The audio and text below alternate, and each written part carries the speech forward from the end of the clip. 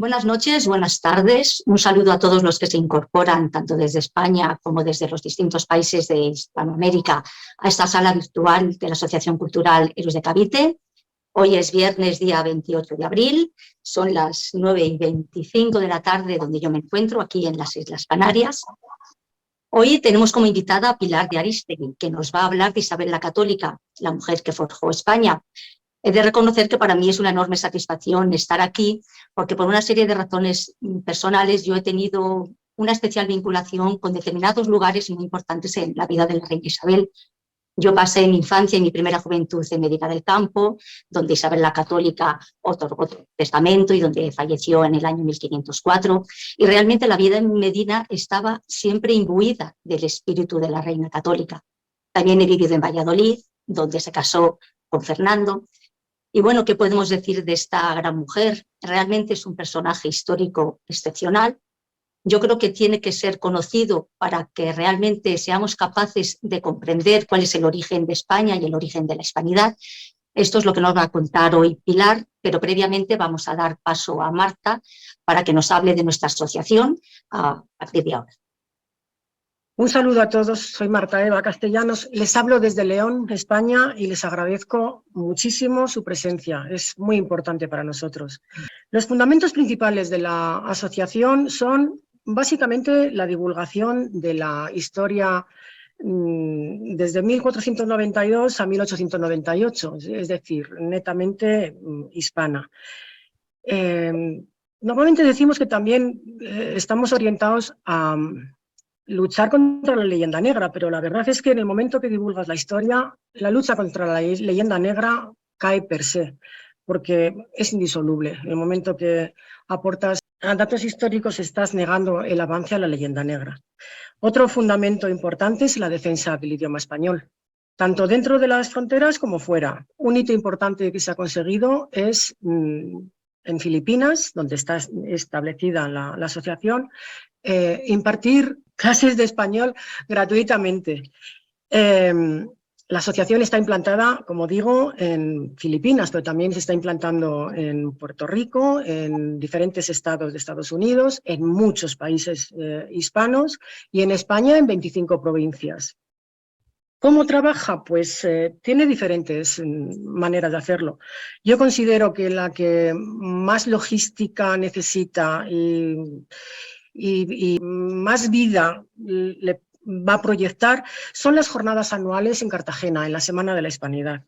Allí se concita lo último y lo más interesante, las últimas publicaciones, tuiteros, youtubers, investigadores, historiadores, divulgadores. Es una semana muy interesante. También hay actividad en Internet, se publica diariamente en todas las redes.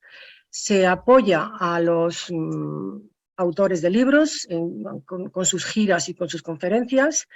Y una cosa que es fundamental y que hay que decir siempre, tenemos que tenerlo en el frontispicio si queremos permanecer, es que es una asociación cultural, apartidista. Somos Quijotes, así que seguiremos adelante. Nada más, le paso la palabra a Alicia. Gracias. Buenas noches a todos, bueno, buenas tardes también. Y nada, a mí me han encomendado la ingente labor de resumir el currículum de doña Pilar de Arístegui en breves líneas, lo cual es bastante difícil. Pilar de Arístegui nació en Bruselas a mediados del siglo XX y que va... español. Quiero aclarar en territorio español. Pero en todas partes pone que naces en Bruselas. Sí, pero nací en la embajada y la embajada es territorio español. O sea que soy española hasta la médula. O sea que sí, realmente yo ahí había algo que digo, bueno, vale, entonces aclarado queda, muy bien.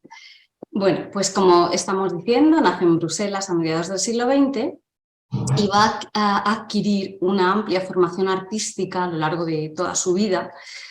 empezando por la Escuela de París, por la Escuela del Louvre en París, después vendrá a Madrid y luego continuará en otras ciudades como Londres, Washington, y ha trabajado en diversas ciudades a lo largo de su vida. Bueno, como estoy indicando, es una pintora reconocida a nivel internacional y sus obras se encuentran expuestas en diversas colecciones y galerías de museos de distintos países, pues prácticamente en todos los continentes. En España, en México, en Estados Unidos, Argentina, Kenia, Italia, el Vaticano, Austria. Bueno, de su obra pictórica no me voy a extender mucho, pero sí unas pinceladas para ver cuáles han sido las temáticas predominantes, cuáles han sido las inquietudes para empezar a hacernos una idea. Su primera exposición individual fue en 1975 en Madrid, en el 78 en Brasil y ya en su tercera muestra, de nuevo en Madrid, recibió unas críticas muy favorables tanto en la prensa como por parte de los críticos. En el 84 en Nueva York, después en el 86 en Washington, si mal no recuerdo, inicia con temática hispánica, ya que las exposiciones estaban centradas en las fiestas populares en España en el 84 y en Guatemala, de origen español, en el 86. A raíz de este momento se iniciará su etapa como conferenciante. En 1991 recibe el encargo de ilustrar el Diario de Colón y preparó una exposición sobre los viajes de Colón para el Foro Iberoamericano de la Rábida en Huelva. En el 2005 fue elegida miembro de la Real Academia de Bellas Artes de Cádiz. Ha participado en 55 exposiciones colectivas, la primera en Río de Janeiro en 1977 y la última el año pasado en una exposición solidaria para recaudar fondos para los niños de Ucrania. También ha participado en 24 exposiciones individuales por diferentes ciudades a lo largo de distintos países, principalmente Madrid, Río de Janeiro, Nueva York, Washington, Nairobi, Huelva, Alcalá de Henares, Miami, Santiago de Compostela, Valencia, Ibiza. Entre otras muchas cosas, se ha destacado de su obra la valentía de intentar resumir la historia de América a través o plasmarla en sus lienzos. Su andadura literaria comienza en una fase posterior en su vida a la pictórica. Su primera obra fue publicada en Italia en el 2004 y es Palacio de España, la embajada más antigua del mundo, pero donde realmente ha tenido mayor notoriedad y un gran éxito de ventas y de crítica literaria es en sus obras, en sus novelas históricas. La primera de ellas, en el 2008, La diamantista de la emperatriz, que está ambientada en la época de Carlos V, y la protagonista es una mujer, una orfebre, en el Toledo del siglo XVI. En el 2010 publicará su otra gran obra, La Roldana, que está centrada en la figura histórica de la que fue la primera mujer escultora que fue admitida en la corte española, en la cámara, como escultora de cámara, perdón, en el barroco, en el siglo XVII. Otras obras que también han tenido una gran acogida y un gran éxito de ventas han sido El árbol del fuego, del 2012, Ultramar del 14, Sofía la reina en el 16 y ya más recientemente Laberinto de intrigas. Actualmente, entre otras cosas, está preparando un libro junto a varios autores sobre historias de mujeres. En cuanto a su faceta como conferenciante, ha dado conferencias sobre diversos personajes, destacando su labor en el reconocimiento de las mujeres en el arte y en el papel de la mujer en general en la historia de España. Cabe destacar sus conferencias sobre Isabel la Católica, como la que tenemos aquí esta noche, como adelantada en cuanto a los derechos humanos, la educación de las mujeres o la sanidad en su tiempo. Bueno, asimismo, es también articulista, ha escrito en los últimos años varios artículos relacionados con todos estos temas que estamos comentando, con los que ella trata en sus conferencias y actualmente colabora con la revista cultural Tuétano y prepara varios artículos sobre la presencia de España en América. Destaca su labor en obras sociales en distintas ciudades como representante siempre de España en distintos eventos. Y ha recibido varios premios por esta obra social y por algunas de sus obras artísticas. Bueno, pues como veis, son 4 pinceladas nada más del currículum muy extenso de una gran viajera, de una gran conocedora de la historia de España y una gran embajadora, por tanto, de nuestra cultura. Muchas gracias por estar aquí, Pilar, por ofrecernos el placer de escucharte esta noche y te cedo la palabra. Muchas gracias, Alicia. Debo decir que una de las cosas que has dicho yo ya me había olvidado y me ha dado un gran gusto que lo dijeras, y es el haber contribuido en algo, en un pequeño grano de arena para los niños de Ucrania. Te aseguro que se me había olvidado, me imagino que lo habrás leído en internet o en algún sitio, porque a mí se me había olvidado totalmente y me ha dado una gran alegría recordarlo. Quiero, ante todo, saludar. Buenas noches España, buenos días México, Texas, Colombia, Chile, Costa Rica, que he visto también en la pantalla que estaba unido alguien de Costa Rica, y quiero saludar a los españoles americanos y a los americanos españoles, agradeciendo enormemente a Héroes de Cavite y a su presidente Ángel Benzal que me dé la ocasión de hablar de la más grande. Isabel la Católica es la mujer más grande que hemos tenido en España y para mí es un verdadero honor poder hablar de ella hoy aquí. Y quiero agradecer a todos ustedes, a todos los que están conectados, que quieran escucharme. Antes de comenzar, quiero decirle a Marta Castellanos que no puedo estar más de acuerdo con ella en que, narrando simplemente los hechos y los datos de nuestra historia, se ahuyenta definitivamente la leyenda negra, simplemente con dar datos y hechos. Marta, no puedo estar más de acuerdo. Gracias. Quiero también, antes de empezar, dar las gracias a Alicia. Ha hecho una semblanza mía que yo ya hay muchas cosas que no me acuerdo y entonces le he agradecido muchísimo que me recuerde algunas de las cosas que ya están fundidas en la memoria. Yo quiero decir por qué este trabajo y por qué esta mujer. Siempre me ha interesado el papel de la mujer en la historia y a medida que he ido investigando, que he ido documentándome sobre la mujer en la historia, me he dado cuenta que muchas de ellas habían sido borrados sus pasos de la historia. ¿Por qué? No lo sé. Quizá por ignorancia, quizá por decisión, pero desde luego en España tenemos grandísimas mujeres y mujeres que han sido pioneras. Antes de comenzar con eso, quiero contar una anécdota de Rufino Tamayo. Rufino Tamayo, cuando le preguntaron si una mujer podía pintar como un hombre, él contestó no. No, mientras la mujer no pueda disfrutar de 8 horas de trabajo ininterrumpido como disfruta el hombre. Yo creo que es una magnífica descripción. Como le decía a Marta, a mí me gusta hablar de hechos y de datos, contar hechos y datos, y los oyentes sacarán sus propias consecuencias. Como les decía antes, tengo para mí que en España contamos con una pléyade importantísima de mujeres que han sido pioneras cada una en lo suyo. Y creo que es una pena que las desconozcamos porque en algunas cosas no han sido solo las primeras, sino que han sido las únicas, como ahora les relataré. Y además son mujeres que en un aspecto o en otro han forjado España. Forja España Isabel de Castilla.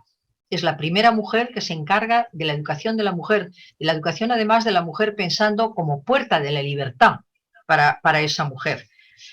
Es pionera también en los derechos humanos y es pionera en abrir el mundo con el descubrimiento. Es también pionera en los derechos humanos con sus leyes de protección a los indígenas, que luego resultarán en leyes importantísimas de derechos humanos como las leyes de Salamanca y luego las leyes de Burgos y las sucesivas leyes de Indias de Carlos V y Felipe II. Forja España Beatriz Galindo, la latina, que fundó el primer hospital de asistencia universal que se llegó a llamar Hospital de la Latina, nombre que sigue llevando el barrio donde estaba ese hospital. Y forja España Luisa Medrano, porque es la primera mujer que es profesora de universidad en 1508 en Salamanca. En Harvard, como nota, como pincelada, en Harvard la primera mujer profesora es de 1919 y se llama Alice Hamilton. O sea, en España, 400 años antes, hubo una profesora de universidad. Forja España Isabel Barreto. Isabel Barreto zarpa del puerto del Callao en 1595 en la expedición que lidera su marido Álvaro de Mendaña, con el objetivo de descubrir nada menos que la Terra Australis Ignota. En octubre de ese mismo año, Mendaña cae enfermo, muere y delega el mando en su mujer.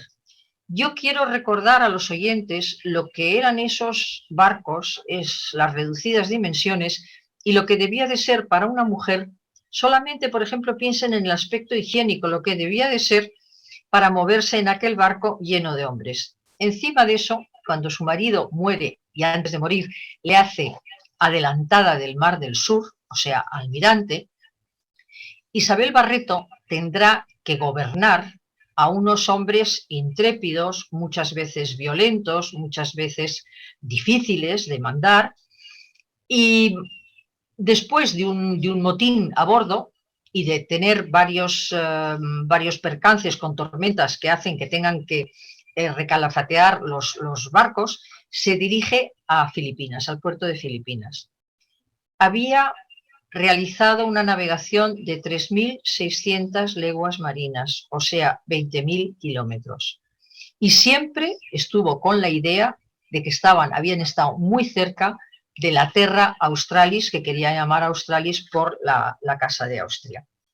En el siglo XVI también tenemos el descubrimiento por Urdaneta y Legazpi del tornaviaje. Con el tornaviaje se unen, como vosotros sabéis muy bien, 3 continentes y se funda una ruta comercial importantísima que durará 250 años. En cada viaje hacían 25.000 kilómetros. Y eso España es verdaderamente líder de la navegación. Forja España, como ha mencionado Alicia, Luisa Roldán, que en 1692 no pide, exige al rey el puesto de escultora de cámara. Hay una anécdota muy graciosa, la verdad. Si van ustedes al Escorial, hay una magnífica escultura de San Miguel, el arcángel San Miguel, alanceando al demonio. La cara del arcángel, maravillosa, llena de luz, llena de fuerza, es el retrato de Luisa Roldán. Mientras que la cara del demonio que se retuerce bajo el pie del arcángel con la amenaza de la lanza es el retrato de su marido. Creo que no necesita comentarios.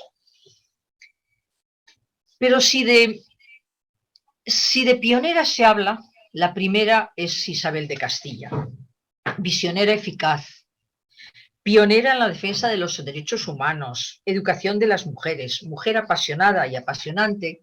Defendió con tenacidad y con vigor los proyectos en los que ella creía, ordenando el ardor creativo con la templanza de su talento.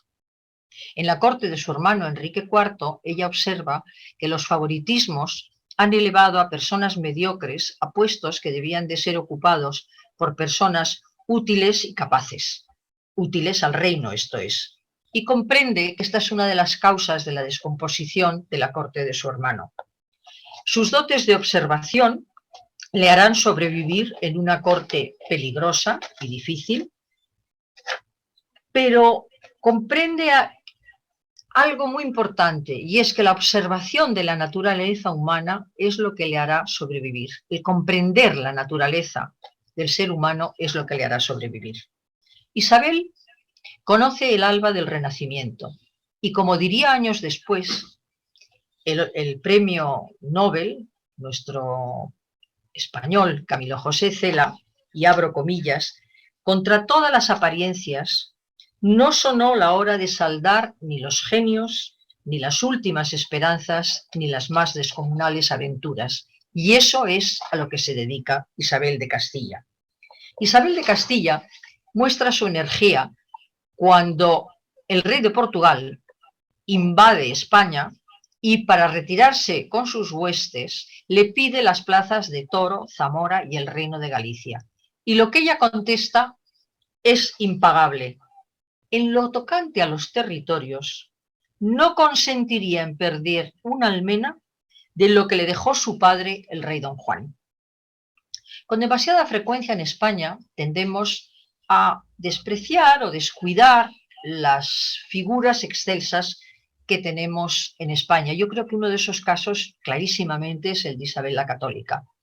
Yo me he preguntado muchas veces si Francia e Inglaterra hubieran tenido, tan amantes de lo propio y tan amantes también de apropiarse de lo ajeno y hacerlo pasar como inglés o como francés, lo que hubieran hecho si hubieran tenido una figura como Isabel la Católica.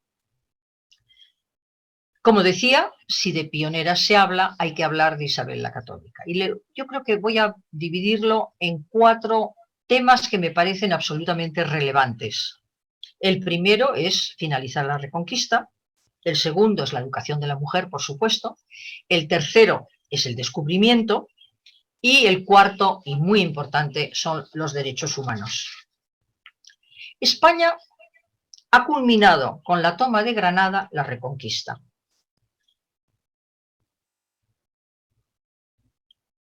Que es una portentosa gesta, realmente. Durante el asedio en el Real de Santa Fe, la reina está acompañada por Beatriz Galindo, una de sus mejores amigas. Está casada Beatriz Galindo con un artillero, profesión importantísima en ese momento, puesto que había que destruir las murallas de las ciudades. Isabel se entrega a todo tipo de actividades en el Real de Santa Fe y, como hacen los grandes personajes de la historia, Lorenzo de Médicis, César, Felipe II, Hernán Cortés, se ocupa de los grandes asuntos, pero también de los pequeños, también de las cosas menos importantes, también de los asuntos menores. Pues se ocupa, por ejemplo, del reclutamiento de los soldados, donde vizcaínos, gallegos, guipuzcoanos trabajan y luchan codo a codo con los mercenarios suizos.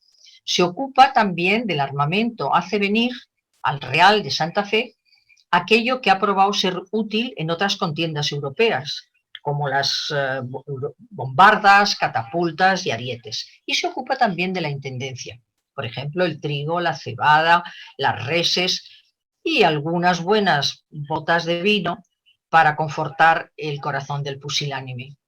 Y justo el día antes de la toma de Granada, tiene lugar una anécdota que conocerán quizá muchos de los oyentes, pero que me gusta siempre contarla porque es muy representativa de lo que es Isabel. Isabel es una mujer práctica, con los pies en la realidad. Y el día anterior a la toma de Granada, Fray Hernando de Talavera, su confesor, le dice: Alteza, mañana ganaremos porque Dios está con nosotros. Y la reina le contesta: Fray Hernando, Dios acostumbra a estar con aquellos que se preparan mejor. Esa es Isabel. El nacimiento del hijo varón representa un enorme gozo para la reina, porque no hay que olvidar que la corona de Aragón solo podía ser heredada por los varones. Las crónicas nos cuentan la dicha de la reina el 30 de junio de 1478, cuando el príncipe Don Juan nace en Sevilla. El rey, que dirigía el asalto a Castronuño, corre hacia Sevilla a matacaballo a conocer a su heredero. Pero hay un templo y una iglesia y un templo que se edifican precisamente el principio Juan, ese templo se edifica en Roma y es el gran tempieto del Bramante para orgullo de los españoles y admiración de todos. Pero cuánto sufrimiento espera a la reina. Juan e Isabel muertos, el infante don Miguel muerto también, Juana loca, o así nos lo quieren hacer creer, y la dulce Catalina en Inglaterra, esposa primero del príncipe Arturo, cuando queda viuda, el rey Enrique VII, el padre de Enrique VIII, no quiere devolver la dote. Por tanto, cuando no están constituidas todavía las capitulaciones matrimoniales de Enrique VIII y la dulce Catalina, la reina manda a la flota, la reina Isabel, manda a la flota de Flandes para recoger a su hija. Pero Enrique VII lo que quiere es quedarse con la cuantiosa dote de la infanta castellana y por fin firma, desgraciadamente para Catalina, las capitulaciones de Enrique VIII con la dulce Catalina. Ahora me gustaría hablar de la educación de la mujer. Isabel fue la primera mujer que pretende dar educación a la mujer como puerta de la libertad. Es una manera, la educación es una manera de que las mujeres puedan contribuir a la forja de la nación, que eso es uno de los pensamientos principales de la reina. Buscar gente preparada, eficiente, que puedan hacer lo que ella tiene en mente, la forja de España y la unidad de la nación. No acepta, es una mujer que tiene el toque de la modernidad, porque no acepta aquello que está destinado para la mujer, sino que en todo es una mujer que intenta hacer las cosas como ella cree que deben de ser hechas para el bien de su país, para el bien de España y para el bien de las mujeres y para el bien de lo que luego ella encontrará, por ejemplo, en el descubrimiento con los nativos de Indias. No hay más que ver, lo tengo preparado, si a alguien le interesa, la Concordia de Segovia, que es un ejemplo de una mujer cómo guarda el poder y cómo guarda también su libertad como mujer. Uno de los mayores aciertos de Isabel la Católica es la fundación de las escuelas palatinas, donde se educaba a las mujeres y se educaba también a los niños. Ella misma tiene un profesor, manda venir a la corte, un profesor que se llama Sánchez de Arévalo, que venía de un colegio donde se educaba de la misma manera a los niños y a las niñas. Y estamos hablando del siglo XV, nada más y nada menos. Estas escuelas palatinas serán el origen de las escuelas imperiales de Indias y muchas de esas escuelas, sobre todo para las mujeres, las fundará una nieta de Isabel, la mujer más bella de Europa, la emperatriz Isabel. Pero eso es un tema, es otra mujer importantísima y hay que tratarla con más tiempo y más cuidado. Solamente quería decir que los viajes de las profesoras, los gastos de los colegios que la emperatriz Isabel funda en América, los costeará de su propio bolsillo. Me parece un dato interesante. En el siglo XV, las mujeres en la corte de Isabel la Católica atesoran el conocimiento. Y atesoran el conocimiento para seguir a la reina en todas sus batallas, viajes.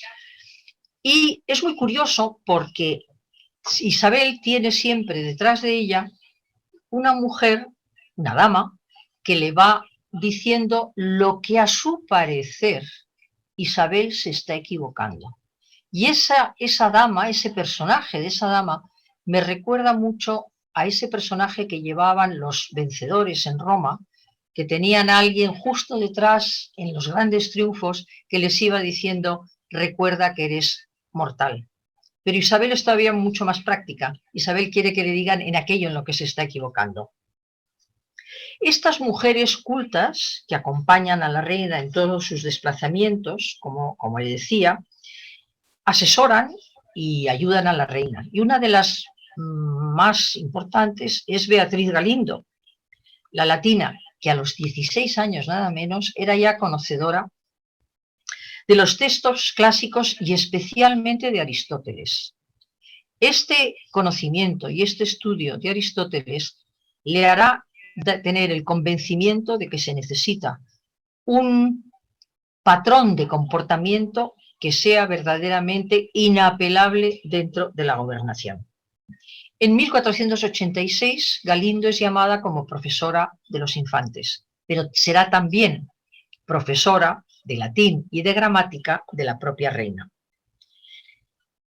Isabel ha de encaminar España hacia la unidad, la forja de España. Y para lograr estos objetivos, llama a la corte no solo a los nobles, sino a gente modesta, pero extraordinariamente preparada y útil. Estos funcionarios leales y prácticos y eficaces serán la columna vertebral de un extraordinario reinado y de una administración en América que hará verdaderos prodigios. De la gente modesta se ocupa también la reina, fundando hospitales. En la propia Granada había varios hospitales, como el Hospital Real, que databa de 1504, el de la Alhambra de 1501, y me gustaría hacer énfasis en el hospital que ya he mencionado antes, que funda la Latina en 1499. ¿Por qué quiero hacer énfasis en ese hospital? Porque es un hospital muy especial. Aparte de tener tanto hombres como mujeres el cuidado sanitario, no podían salir del hospital sin tener un trabajo. O sea, salían con un modo de vida. O sea, es decir, la caña, no el pez. Siguiendo hablando de Beatriz Galindo, Beatriz fue leal con la reina hasta después de la muerte de Isabel. Y osa criticar al rey don Fernando en la corte cuando éste desposa a Germana de Foix. ¿Por qué? Porque ella ve el peligro de que nazca un varón y que ese varón pueda heredar la corona de Aragón, y que de esta manera quedaría dinamitada la gran labor de Isabel sobre la unidad de España. Este varón no llega a nacer y el proyecto de Isabel seguirá su curso, y por eso digo una y otra vez, con Isabel comienza la forja de España. Y ahora quisiera también hablar un poco del descubrimiento. Enamorada como soy de ese prodigio de poesía, pasión, misterio, magia, que es América, creo que solo por el por el asunto del descubrimiento, Isabel merecería estar en el firmamento de los grandísimos de la historia. Es una hazaña magnífica la del descubrimiento. Y ahora les pregunto a ustedes, tras la triunfal entrada en Granada, Isabel ha hecho realidad el mayor de un gran sueño. ¿El mayor de todos ellos puede ya empezar? Una vez finalizada la Reconquista, ¿dónde conducirán los españoles ese caudal de energía que ha generado la lucha de 8 siglos? Hacia otra gesta portentosa, allende la mar Océana. Ya en mayo de 1475 había dispuesto la reina Isabel una flota armada además, que zarpara de los puertos de Andalucía. Y unos años después, en 1479, Isabel organiza la primera paz de las damas, esta vez con la duquesa de Braganza, en la ciudad de Alcasovas, por la cual España admitía la ruta portuguesa hacia Guinea y al mismo tiempo Portugal reconocía el derecho de Castilla sobre las Islas Canarias. Y yo me pregunto, al ver esto, ¿preparaba ya la reina una escala para futuras expansiones y para futuras expediciones más agresivas, más más importantes. Hay otro tema también que me parece entrañable. Isabel ansía ver la mar y tiene la oportunidad de ver la mar la primera vez después de la toma de Granada. El duque de Medina Sidonia le acompaña, Guadalquivir abajo, hacia la desembocadura a ver el mar. Y a mí me parece curioso que la castellana, la de tierra adentro, sea la que comprenda el improbable proyecto del loco de Colón, como le llaman sus detractores. En la primera audiencia que tiene Colón con la reina en la casa de la entrevista en Alcalá de Henares, Colón le habla de las tierras que están al oeste, de las Indias orientales, de la posibilidad incluso de encontrar un nuevo continente, como se venía especulando desde hace siglos, incluso en la geografía de Ptolomeo y con los mapas del portugués Maese Vizinho. Y eso me lleva a pensar que posiblemente, es muy posible, Isabel conociera la famosa profecía de Séneca, y abro comillas: se abrirá una grande tierra y un nuevo marinero, como aquel que fue guía de Jasón y que hubo de nombre Tifis, descubrirá un nuevo mundo. ¿De dónde le viene a la castellana esa pasión marítima, esa pasión por la mar?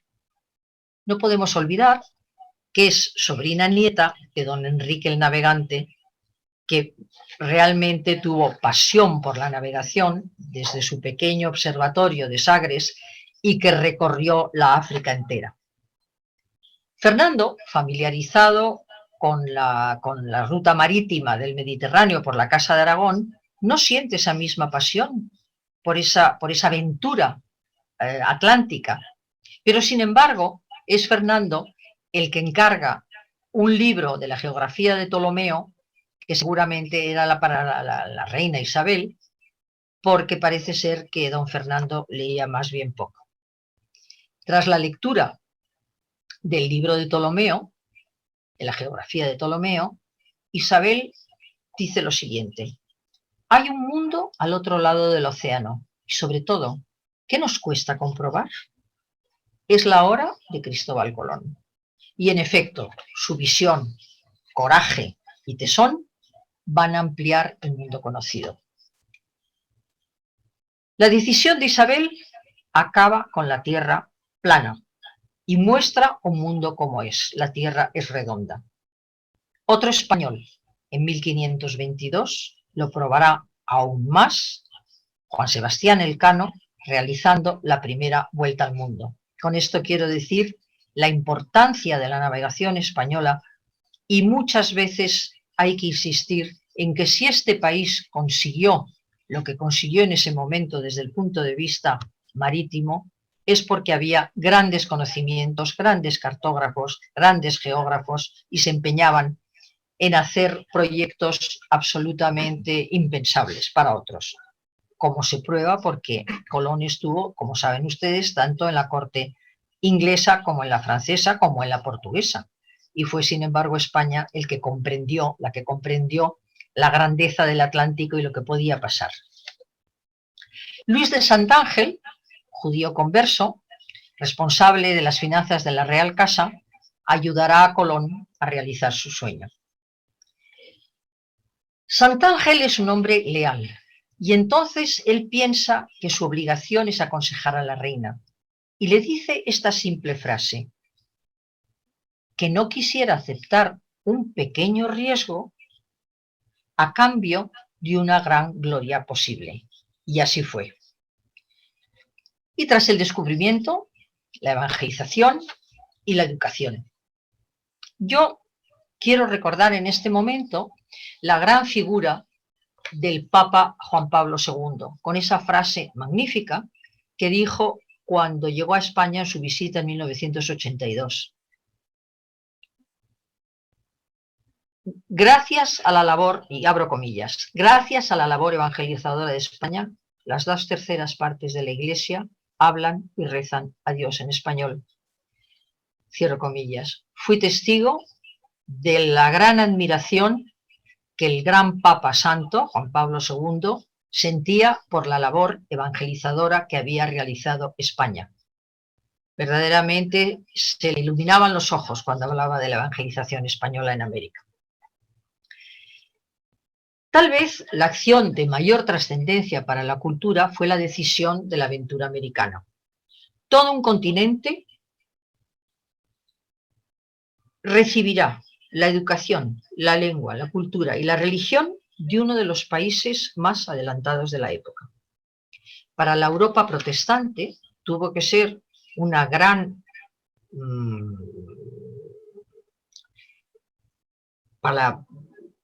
tuvo que ser una enorme agresión, tuvo que ser un enorme fastidio el que España hiciera una labor de evangelización católica en todo un continente, con la aprobación además de dos papas, Pablo III y Julio III. Y hablando de este tema, un poco de la leyenda negra, quiero también dar un dato importante. La Inquisición castigó, ajustició a 300 personas en todo el periodo de su existencia, que es una barbaridad, no cabe la menor duda, es una barbaridad, 300 personas. Pero en el mismo periodo hay que ponerlo en el contexto de lo que era esa época, en el contexto de la mentalidad de aquella época. En ese mismo periodo de tiempo, la justicia regular en Luxemburgo quemó a 10.000 mujeres acusadas de brujería.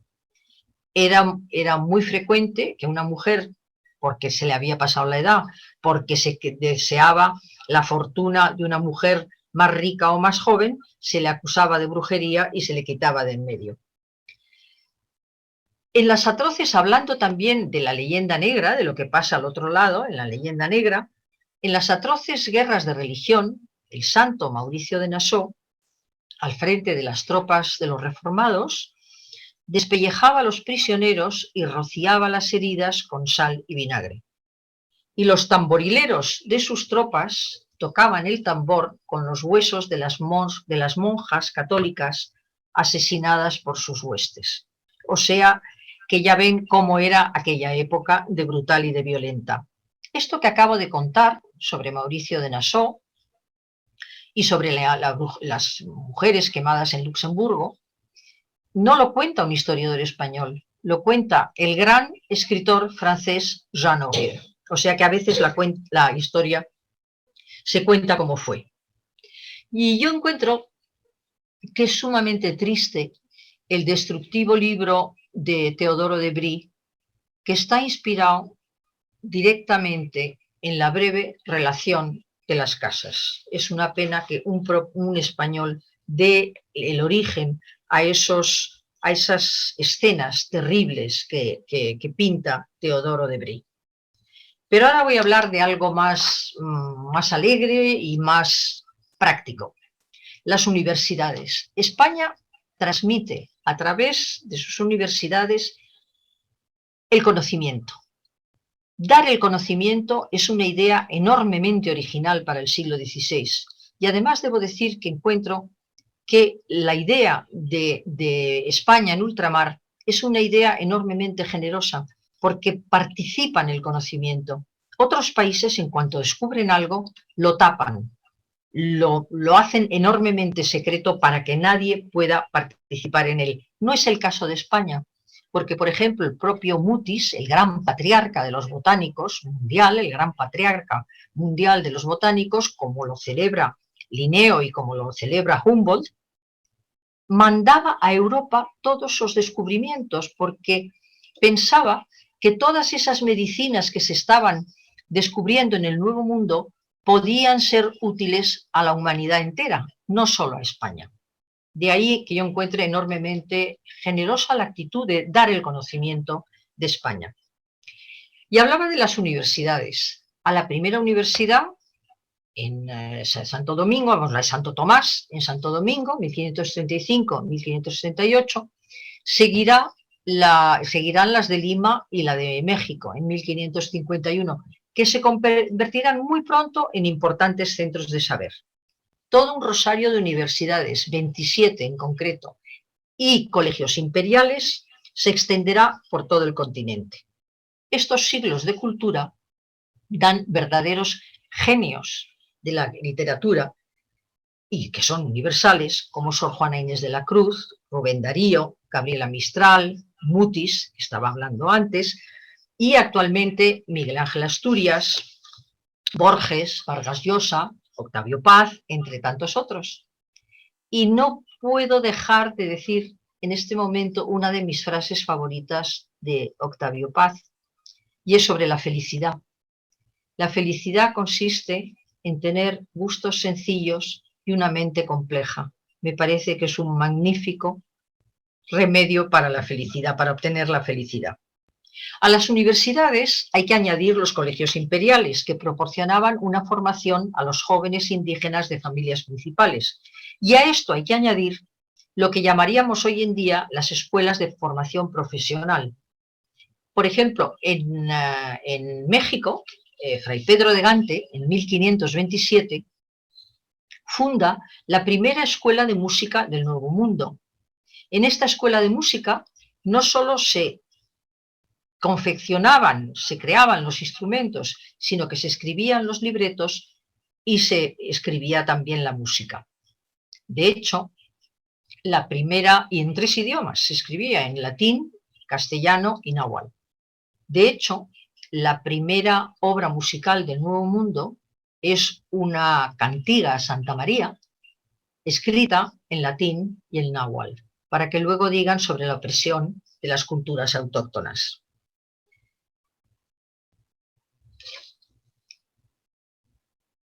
Estos talleres musicales se desarrollarán por todo el continente y formarán una próspera red comercial de instrumentos, aprovechando las magníficas maderas que tiene el continente y la habilidad de sus artesanos. Se creará, como decía, una red de comercialización de instrumentos que funciona por toda América, desde el Paraná hasta Sonora, por toda América, hasta tal punto que desde el siglo XVII no se traerá ni un solo instrumento de la península. Florecerá también la pintura, con ese delicioso sincretismo del arte español y americano que forma el barroco americano, que tiene sus grandes exponentes en la Escuela de Lima y en la esplendorosa Escuela quiteña, con la impactante Virgen del Apocalipsis que se debe a Benito de Legarda. Los cuadros, también de gran formato, son cuadros que tienen la precisión del cronista, donde nos cuentan las procesiones, fiestas, ceremonias, donde los gobernadores, virreyes, regidores se mezclan y conviven con los grandes representantes de las familias indígenas. Como muy bien nos contó hace unas semanas el conferenciante peruano Rafael Aita, capitán Perú. ¿Qué es lo que es todo esto? Es la primera globalización. En España, un hombre de raza negra, Juan Latino, será profesor de universidad en la Universidad de Granada desde 1556 a 1586. Esto, que no ocurre en otras colonizaciones, se debe al empeño de Isabel. El origen es Isabel, que desde el inicio considera a mis queridos súbditos de ultramar.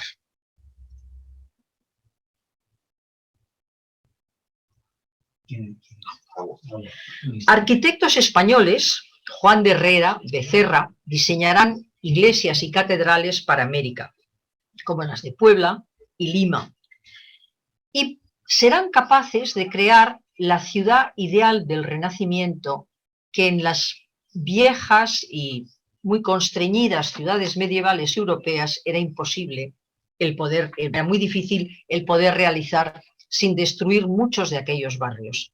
Los españoles lo harán en América, y un buen ejemplo es la ciudad de Antigua, en Guatemala, ese prodigio de armonía creado por Diego Porres y Juan de Dios Aristondo.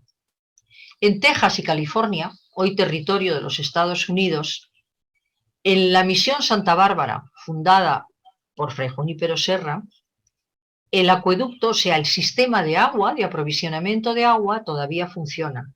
No es suficiente para lo que hoy es Santa Bárbara, pero sigue funcionando. Y en el portón del ayuntamiento, grabado en la piedra, hay una magnífica frase, gracias, hay una magnífica frase que dice: Dios creó los campos, los hombres construyen las ciudades.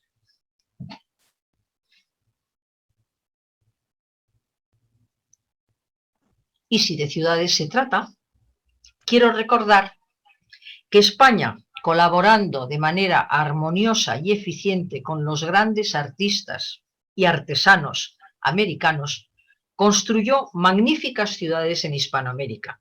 33 de esas ciudades son patrimonio de la humanidad.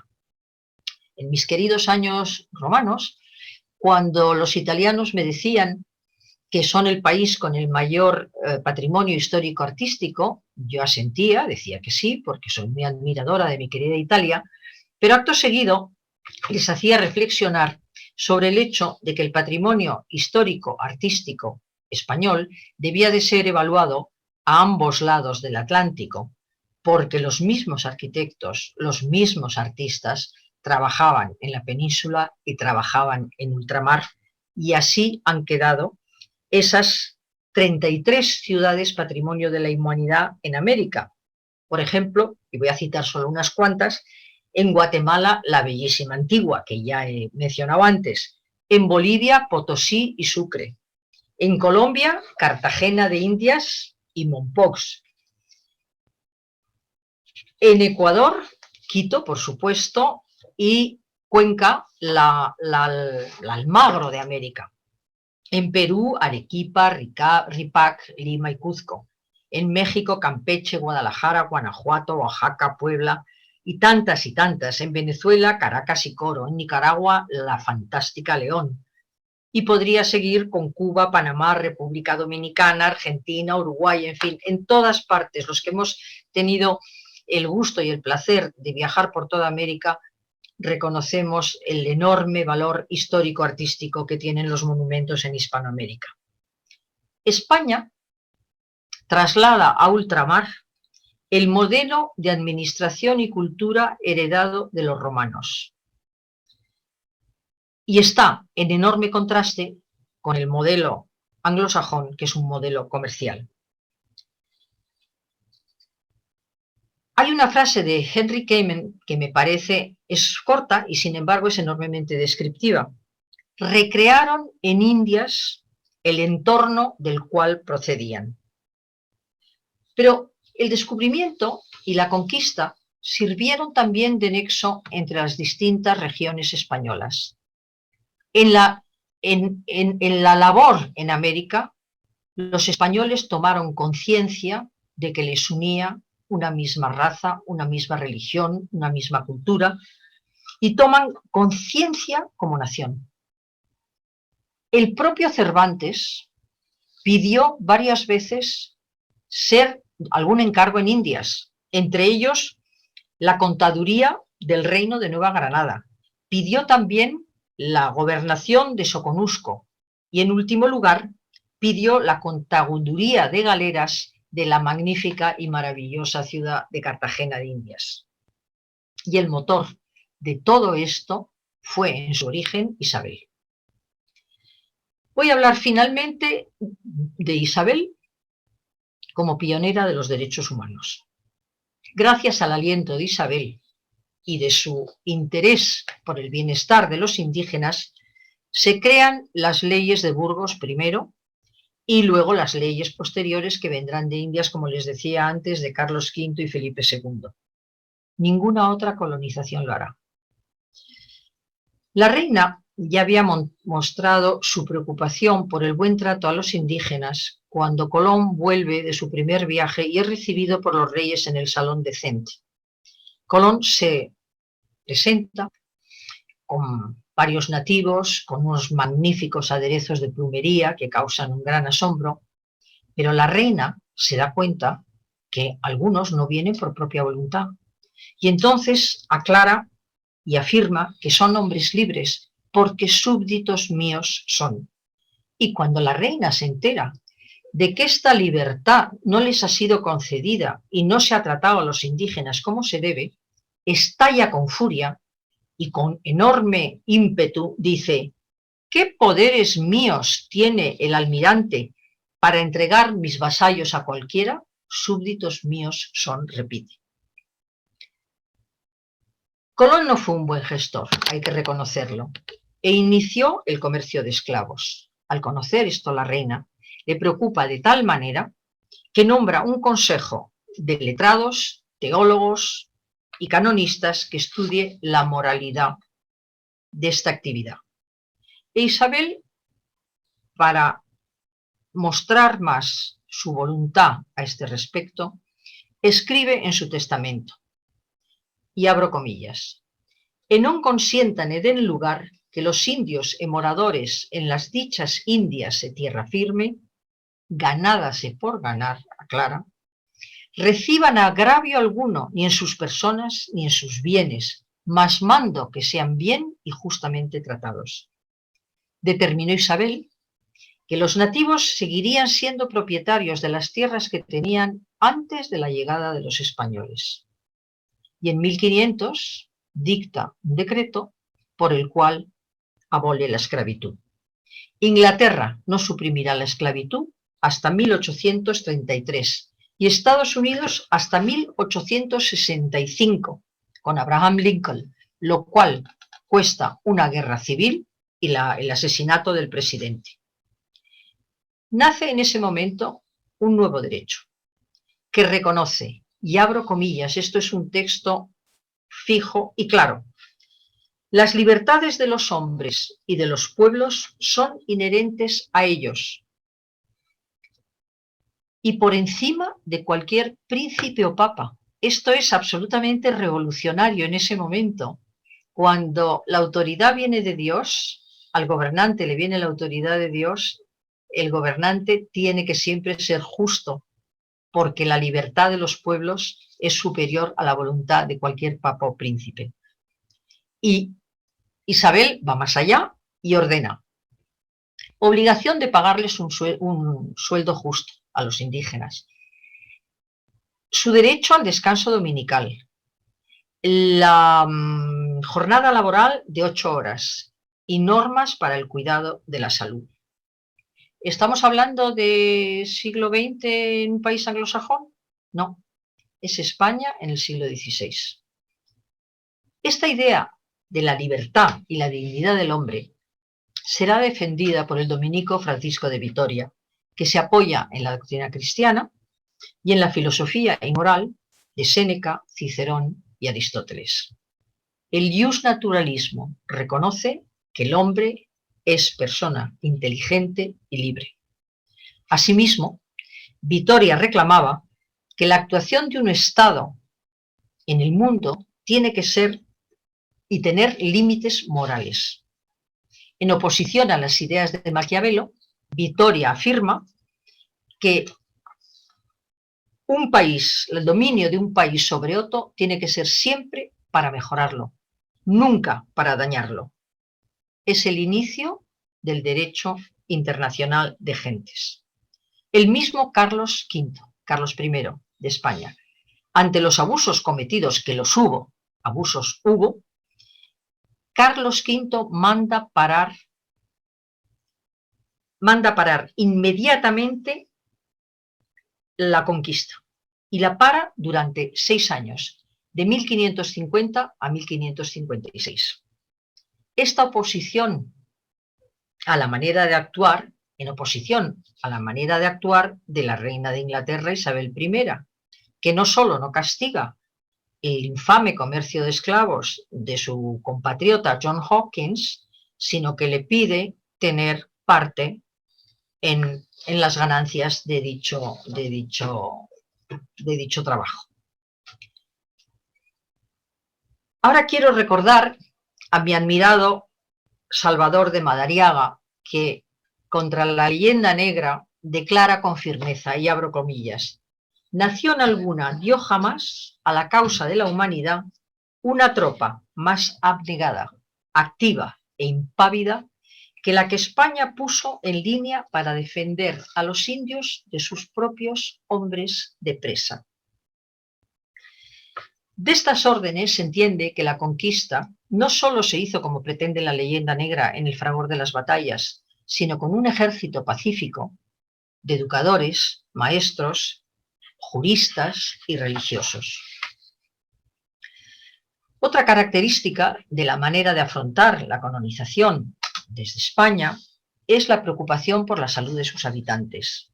Y todo proviene de la época de Isabel, como hemos visto con la fundación del Hospital de Pobres en La Latina, en 1499. Merecida fama tuvo en México el Hospital de San Jesús Nazareno, fundado por Cortés, y los muchos hospitales también que fundó la nieta de Isabel, la emperatriz Isabel. En el siglo XVI y XVII, en Lima, había una cama por cada 100 habitantes, superando así a muchas ciudades modernas de este momento. A ambos lados del Atlántico se crea una energía singular y una mágica historia que unen a tantos países en la lengua, el arte, la religión y por razón del mestizaje también en la raza. Y el motor de esta epopeya fue Isabel. No quiero acabar sin hacer una breve relación de lo que significó para la reina Isabel la arquitectura. Ella es una mujer del Renacimiento, recibe la arquitectura del Renacimiento, pero le imprime una serie de características enormemente hispanas. Y así nace el magnífico plateresco con los magníficos ejemplos de San Marcos de León, el Hospital de Santiago de Compostela y la magnífica sucesión en piedra del Águila de San Juan de Toledo. Y no deseo acabar sin recordar de nuevo las hazañas de Isabel, completar la reconquista, formar una gran nación, España, crear el futuro con el descubrimiento de América, restaurar la disciplina, la eficiencia y la moral con la reforma de la Iglesia y la renovación de la corte, ser además tierna madre y educadora, implantar la educación a las mujeres y adelantarse a su tiempo formando un tipo de mujer nuevo, instruida, moderna, verdadera señora de su libertad. El cardenal Cisneros exclama a la muerte de la reina: desaparece una reina que no ha de tener semejante en la tierra, por su grandeza de alma, pureza de corazón, piedad cristiana, justicia a todos por igual, espíritu conservador de las leyes antiguas y renovador de las nuevas. Grande Isabel, a todos ustedes, espero les haya gustado. A todos ustedes, buenas noches, buenos días y muchas gracias. Muchas gracias por tu magnífica exposición. La verdad es que siempre es un lujo ir a hablar de Isabel la Católica, pero cuando oímos expresarse de esa manera a alguien como tú, la verdad es que a mí me ha parecido una exposición maravillosa. Desde luego se ve que amas a Isabel y se ve que sientes lo que dices. De verdad que te estoy muy, muy agradecida porque no sabes lo que he disfrutado.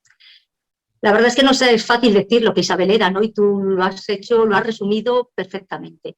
Nos has hablado de esos 4 aspectos fundamentales, ¿no? La reconquista, la educación de la mujer, el descubrimiento, los derechos humanos, ese empeño, ¿no?, en cumplir la reconquista, en mejorar la situación de las mujeres, su valor en confiar en Colón, toda esa labor desarrollada por España en el Nuevo Mundo, las universidades, la cultura, la música, el mestizaje, las maravillosas ciudades americanas también han tenido cabida en esta conferencia, la organización territorial y la eficacia de esa nueva organización administrativa que ella implanta, la primera globalización. Nos has hablado también de la leyenda negra y nos has aportado hechos y datos, como has dicho al principio, que la desmiente. También has destacado unos aspectos realmente excepcionales de Isabel, como es la lectura de su testamento, su preocupación por los indios, por su libertad, por su salud. Y has destacado también la diferencia entre esa legislación española y la de los otros países. Nos has mostrado a una Isabel tremendamente humana, ¿no? Cuando dice que nos has dicho que se ocupaba de las cosas pequeñas y también que quería ver la mar cuando no la conocía. Pero también nos has mostrado un personaje. Me enterneció mucho cuando lo leí porque soy una gran aficionada a la mar y sí, verdaderamente ver que esa mujer comprendió lo que había al lado de ese océano. Fue la única, sí, fue la que verdaderamente impulsó todo eso. Me parece algo muy, muy extraordinario, y una mujer de una gran visión. Sí, y desde luego una mujer de una enorme talla moral, ¿no? Es una mujer que es protectora de los débiles, de los indios. Yo me quedo con una frase que tú has dicho al principio, es que Isabel es la más grande. Creo que no hay duda alguna. Si a mí me dijeran un gobernante que quiero para España en este momento, desde luego que mi elección sería claramente Isabel. Tiene todos los valores que tiene que tener un buen gobernante.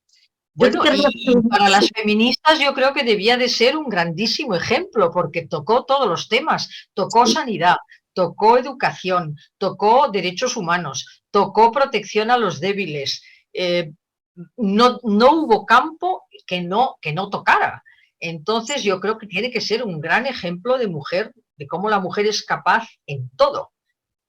Sí, realmente es curioso, ¿no?, que teniendo aquí en España un personaje como Isabel, el movimiento feminista no se haya fijado en ella. Yo no sé si porque al ser reina ya produce un recelo, al ser reina católica el recelo es mayor, o simplemente a veces pienso que es incluso simple ignorancia, porque creo que nadie que conozca el personaje de Isabel no puede dejar de estar orgulloso de ella. Yo te quería preguntar una cosa. Vamos a ver, Isabel era una mujer profundamente religiosa. ¿Hasta qué manera esa religiosidad influyó en su forma de gobernar, en sus decisiones? Es decir, si en esa fe hubiera tomado las mismas decisiones, ¿se puede concebir a Isabel sin su fe? Bueno, yo creo que es una de sus grandes características, ¿no? Pero al mismo tiempo de tener una fe muy profunda y sobria y austera, nada ñoña en absoluto, como lo prueba la anécdota que he contado sobre su confesor, ¿no? Que le dice, Dios está con nosotros. No, Fray Hernando, sea práctico. Dios normalmente está con aquellos que se preparan mejor. Entonces era una mujer que la fe, a mí lo que me parece extraordinariamente ejemplar de Isabel es que su fe le sirve para tener además una moral extraordinariamente fuerte y que le hace ser buena con los débiles, proteger a los débiles y hacer justicia, pero de una manera benévola, no de una manera brutal, sino con justicia y compasión, que como decía Tolstoy, debía de ser la característica más clara de los cristianos, ¿no? Sí, sí. Bueno, pues pasamos ya al resto de los compañeros para que hagan preguntas. Sí, yo creo que podemos pedir en nombre de todos que no se haga una digresión previa muy larga para que sea más fluido. Primeramente levantó la mano Gabri. Entonces, Gabri, si quieres pasar a hacer la pregunta. A ver si la puedo contestar. Buenas noches, señora Pilar. Disculpe, una pregunta. Gabri? Muy bien, soy de México. Disculpe, quería ¡Viva México! sobre... ¡Viva México! Es un país maravilloso. Lo conozco y es un país de una gran belleza, un país de artistas. ¿Qué pasa? Son nomás dos preguntas. Dígame. La expulsión de los judíos. Que hay un documental que sacaron TV Española donde a los cristianos, en vida que tenían con los judíos, usaron a Isabel de intermedio para expulsarlos, que si no te bautizabas te cortaba la cabeza. También otra cosa, ¿qué pasa con la mujer? ¿Qué pasa con la mujer? ¿Qué pasa con la mujer? Porque pierde mucho sus derechos. Cuando viene la independencia de México, a las mujeres se le usa como una prostituta porque le dicen que vaya a coquetear con los soldados y después le encierran en Pénjamo durante 2 años. Su marido no la ven, sus hijos le ignoran Pero ¿qué pasa con la mujer? ¿Por qué pierde siempre sus derechos? ¿Por qué si ya se logró que una mujer sea una reina, después en la constitución en la constitución, cuando viene la de Joaquín Murat, la mujer se le hace menos? Bueno, le voy a que decir ninguna una mujer... cosa. Esa misma pregunta me la hago yo cuando veo a tantas mujeres que han sido protagonistas de la historia, como he estado contando a través de mi charla. Muchas veces me pregunto yo por qué hemos ido regrediendo, por qué hemos ido para atrás, cuando hemos tenido mujeres que han sido extraordinariamente valientes e importantes para sus países. Fíjese usted, una Roldana, por ejemplo, como comentaba yo, que en 1692, nada menos, no pide al rey el puesto de escultora de cámara, lo exige y se lo dan. Entonces, yo sí creo que hay un momento en la historia en que hay una regresión de los derechos de las mujeres. Por ejemplo, mi padre estuvo trabajando en Irak. Cuando estaba en Irak en aquellos años, las mujeres iban a la universidad, tenían plena libertad para ir, para volver. Hoy en día, en algunos países, esa libertad que tuvieron las mujeres ha ido también en regresión. Tenemos que estar muy atentos para que aquel camino difícil que hemos hecho para buscar la libertad no haya una regresión y se vuelva para atrás. Pero me había hecho al principio usted una pregunta que yo quería responder, pero no me he quedado con ella. La primera, ¿cuál ha sido? Gabri. Sí, sobre la expulsión de los judíos. La expulsión de los judíos. Mire, la expulsión de los judíos hay que tener en cuenta que todos fueron, se les ofreció el quedarse y muchos de ellos se quedaron, como he dicho, por ejemplo, con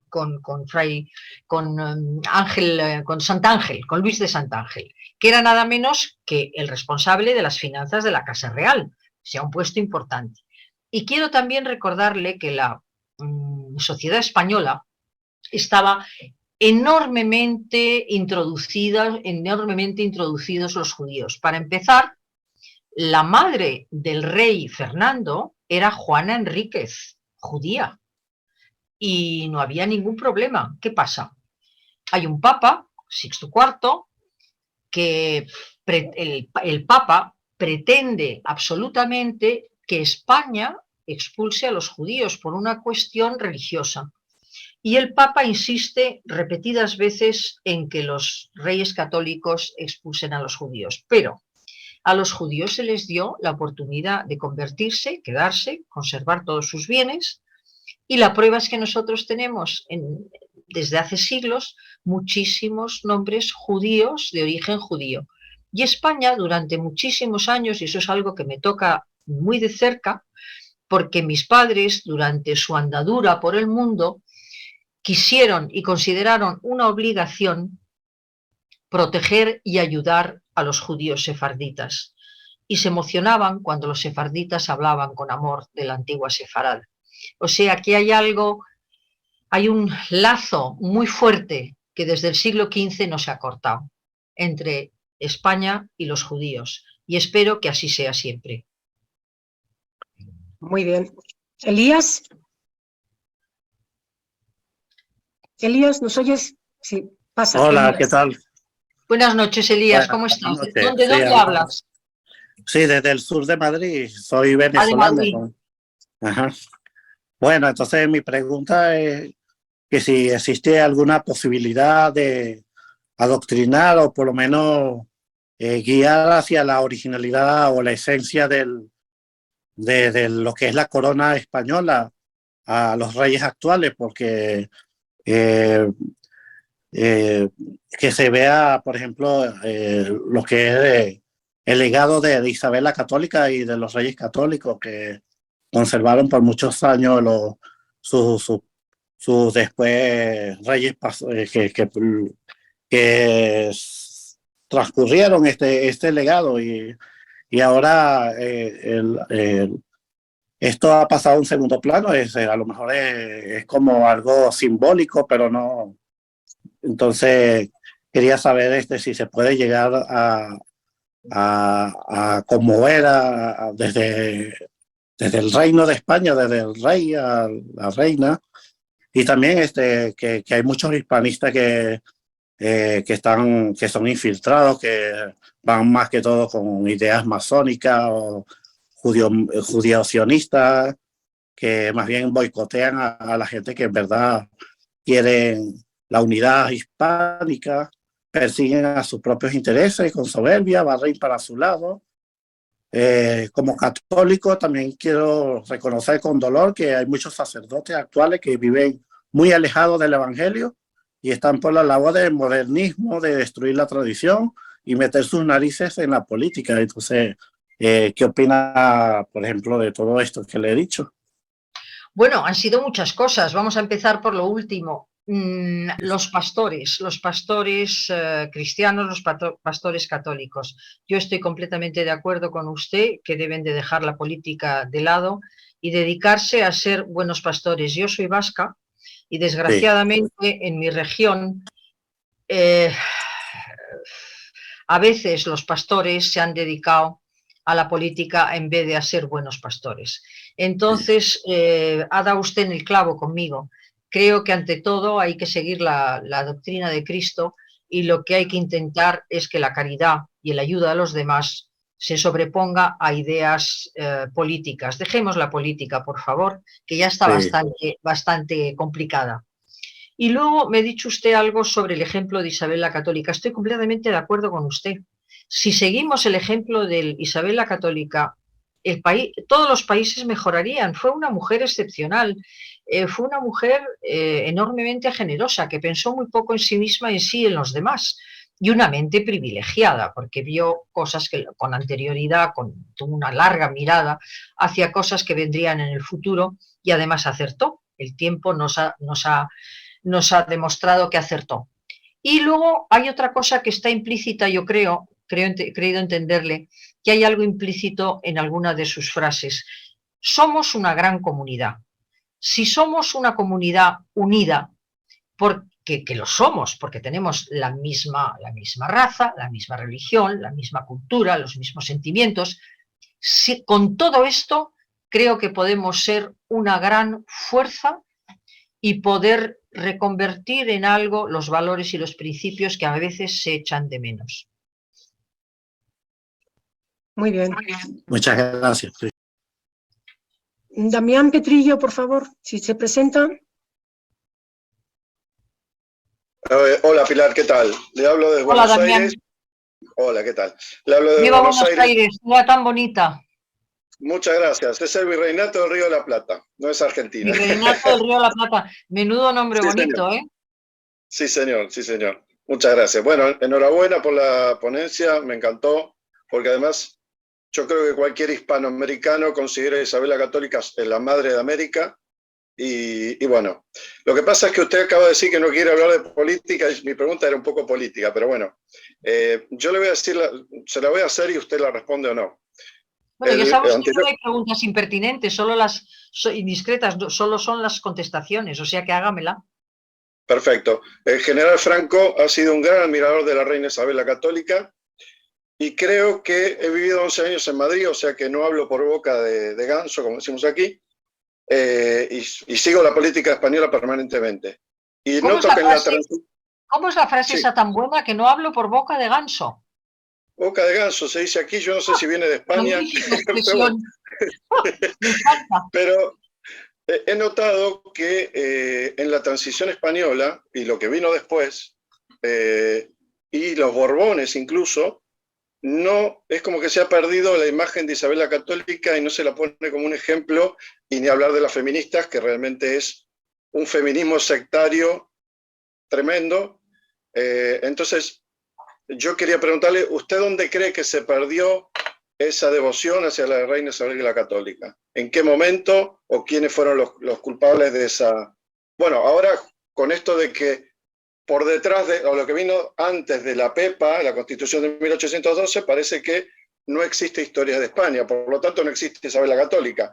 Y para colmo de males, se le acaba de dar la cruz de Isabel la Católica a la señora Nancy Pelosi, que me parece alucinante. Entonces yo quería saber usted qué opina de todo esto. Bueno, yo opino lo que estaba diciendo antes, que el ejemplo de Isabel la Católica trasciende política, trasciende los siglos, trasciende las épocas. Es una mujer extraordinaria que dio ejemplo de cómo tenía que ser una mujer y una mujer completa. Lo que se aspira tanto hoy en día, que una mujer tenga derecho a todo, a tener una familia, a tener un trabajo, a tener imaginación, a poder lanzarse a grandes proyectos. Yo no sé en qué momento se perdió esa admiración para Isabel la Católica, pero fíjese, yo soy una optimista, como son en general los argentinos, yo también soy optimista. Y creo que hay un renacimiento de la imagen de Isabel la Católica. Se están escribiendo numerosos libros, se están haciendo muchas conferencias, artículos, y ese interés, creo que es así, usted me lo dirá, desde su zona del Atlántico, hay un interés no solo en España, sino también en el otro lado del Atlántico, en todos los países hispanoamericanos. Creo que hay una revitalización de esa mujer porque la gente se está dando cuenta que fue un ejemplo en muchísimos aspectos y un ejemplo de modernidad. Entonces yo soy optimista, creo que la figura de Isabel la Católica se va a reconocer de nuevo. Y además, muchas gracias. El arzobispo de Valladolid está teniendo una acción bastante interesante sobre el nombre y lo que significó Isabel la Católica en el mundo. Muy bien. Muy bien, Pilar, muchas gracias. Muy amable.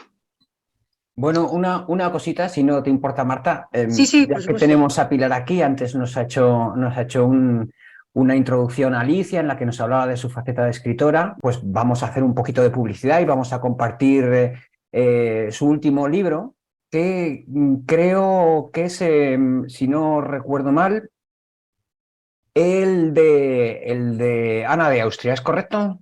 Correcto. Es el último libro. Bueno, pues vamos a compartir la pantalla. Bueno, a mí me gustaría, si es posible, y si vosotros lo consideráis adecuado, también hablar, o quizá hablar solo, de Ultramar, porque es un libro precisamente que trata sobre Hispanoamérica, sobre Nueva España, de 1545 a 1578, pero yo hablo de lo que queráis. Bueno, pues también lo compartimos, el de Ultramar. Háblanos de él y entre tanto voy buscando su imagen. Bueno, aquí tenéis Laberinto de Intrigas, Ana de Austria, de Infanta de España a Reina de Francia y Madre del Rey Sol. Es una mujer extraordinaria también, muy ejemplar, porque es una mujer muy inteligente. Ella comprende que, dada la situación con su marido, que la desprecia, yo creo que en el fondo lo que tenía es un terrible complejo ante una mujer que era la mujer más guapa del orbe, porque la mujer más guapa de Europa, y encima tenía don de gente, sabía moverse, era hija del rey de España, que en ese momento era algo muy importante, y la tenía totalmente aislada. Y entonces, ¿qué es lo que hace ella en ese aislamiento, en ese ostracismo? Observar y hacer amigos. Donde su marido, de los amigos, hacía enemigos, acababan todos mal, todos los amigos del rey acabaron mal, Ana de Austria se dedicaba a hacer de los enemigos amigos. El rey le ponía una serie de gente que eran enemigos en principio de Ana de Austria para vigilarla, incluso llegaron a maltratarla, y sin embargo ella, con extrema habilidad, hizo de esos enemigos amigos, haciéndose una red de amistades para cuando ella por fin llega a ser reina. Y luego tiene otra característica, yo creo, muy importante, que le une a Isabel la Católica. Son reinas, las dos únicas que yo conozco, tanto Isabel la Católica como Ana de Austria, que se dedican personalmente a la educación de sus hijos. Y la educación del Rey Sol, de Luis XIV, estará directamente dirigida por Ana de Austria. Muy bien, pues ahora vamos a compartir el que nos comentaba. Oye, y una cosa importantísima. Ana de Austria vence a la Fronda con la ayuda del gran cardenal Mazarino, el habilísimo cardenal Mazarino, pero vence a la Fronda. Muy bien. ¿El Ultramar lo estamos viendo ahora mismo? ¿Lo estáis viendo? Sí, lo estoy viendo. Vale, pues Y háblanos un es un poquito. libro que me emociona mucho, primero porque la portada es mi hija Pilar, se prestó para hacer la portada y estaba embarazada de los mellizos que ahora dentro de unos días hacen la primera comunión. O sea que es un libro que tiene muchas concomitancias muy personales para mí, pero aparte de todo es mi libro más amado, porque es Hispanoamérica. Muy bien. Bueno, pues ahora ya, si queréis, podemos continuar con el turno de preguntas. Dejamos de compartir y te dejo que sigas, Marta. Muy bien, pues creo ronda. que íbamos por Sergio Pavón. Sergio, por favor, si se presenta, nos dice de dónde nos habla. Sí, gracias. Bueno, soy Sergio, hablo desde Bruselas. Bueno, antes que Buenas nada... noches, Sergio, la ciudad de mi nacimiento. Sí, eso oí, su presentación. Pues nada, aquí tiene su casa también cuando quiera volver. Muchas gracias, muy amable. Y usted la suya aquí en Madrid. Gracias. Pues bueno, agradecerle evidentemente a Héroes de Cavite, como siempre, estas fantásticas charlas. Agradecerle también a Alicia Tello y a Marta Castellanos por la introducción y, por supuesto, a la ponente, la señora Arestigui, por este fantástico rato, porque ha sido un disfrute. Bueno, voy a la pregunta. Se me adelantó una persona antes, porque quería volver sobre el tema, señora Arestigui, quería volver sobre el tema de la expulsión de los judíos, porque yo aquí tengo un grupo de amigos sefardíes, me parece que usted ha hablado también de esa comunidad, con los que tengo una amistad tremenda y ellos quieren a España, adoran a España, bueno, tienen facciones ya de belgas y tal, pero hay un tema con el que literalmente no se puede hablar con ellos, que es precisamente con Isabel la Católica. Es un tema que es visceral, o sea, no tengo forma de entrarle, hemos hablado de muchísimos temas de la historia de España, pero ese en particular es imposible, porque ellos lo ven, o ellas la ven como el principio de, digamos, de su desfortuna, ¿no? De alguna forma, por decirlo así. Entonces yo quería preguntarle a usted, si usted tuviera enfrente unos sefardíes con esa actitud, ¿qué línea directriz me podría dar para poder defender, digamos, en ese aspecto la actitud de Isabel la Católica? Podríamos quizás decir que es que la obligaron, fue Fernando más que nada quien la obligó, ella quiso hacerlo o no quiso hacerlo, o sea, ¿de qué forma podemos tener ahí un defensive point, digamos, para bregar con sefardíes sobre esta reina tan estupenda? Gracias. Pues mire, yo creo que en la vida siempre hay que buscarla o intentar buscar la verdad. La verdad es que un siglo antes habían sido expulsados de Inglaterra y 50 años después de Francia. Y todo el mundo habla de la expulsión de los judíos de España, no la de Inglaterra y la de Francia, que se produjeron, como decía, un siglo o 50 años antes. ¿Por qué hay esa diferencia? Yo creo que Sefarad significó algo extraordinariamente poético y de amor enorme de los sefarditas hacia España. Mire usted, mi padre estaba destinado en Constantinopla cuando se casó con mi madre. Mi madre era una chica de 21 años que llega a Constantinopla y la primera ceremonia que mi padre decide hacer es una recepción para los judíos sefarditas de Constantinopla. Y vinieron a la recepción con unos almohadones de seda o unas cajas muy bonitas donde conservaban desde 1492 las llaves de su casa de Toledo.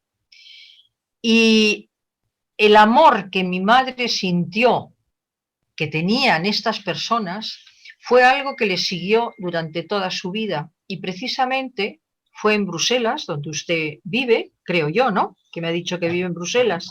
Fue precisamente en Bruselas donde mis padres, tanto mi madre como mi padre, tuvieron que a veces jugarse la vida, hay que decir las cosas como son, precisamente para salvar a judíos de la ordalía nazi.